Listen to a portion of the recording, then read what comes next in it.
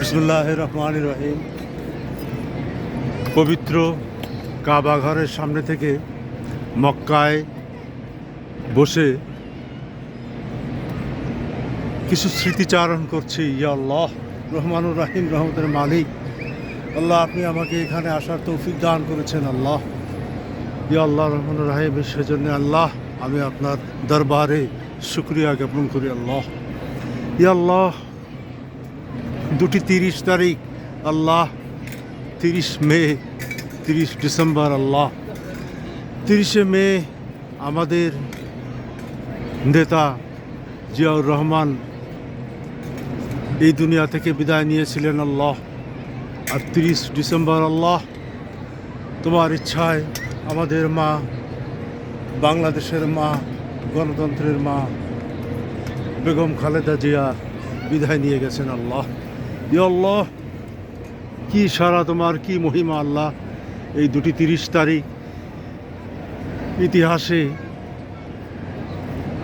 এটি স্বাক্ষর হয়ে রইল। আল্লাহ, রহমতের মালিক, ইয়া গফুরুর রাহিম। আল্লাহ, যে আদর্শ আমাদের নেতা প্রেসিডেন্ট জিয়াউর রহমান রেখে গেছেন, সেই আদর্শ, সেই চেতনা ধারণ করে আমাদের মা বেগম খালেদা জিয়া এক অনন্য উচ্চতায় নিয়ে গেছেন আমাদের বাংলাদেশি জাতীয়তাবাদ, বাংলার সমগ্র মানুষ আজকে তিনি এক কাতারে এনেছেন। আল্লাহ, সমগ্র বাংলাদেশ আজ তার জন্য কাঁদছে। রহমানুর রাহিম, রহমতের মালিক, ইয়া আল্লাহ, বেগম জিয়া, প্রেসিডেন্ট জিয়াউর রহমান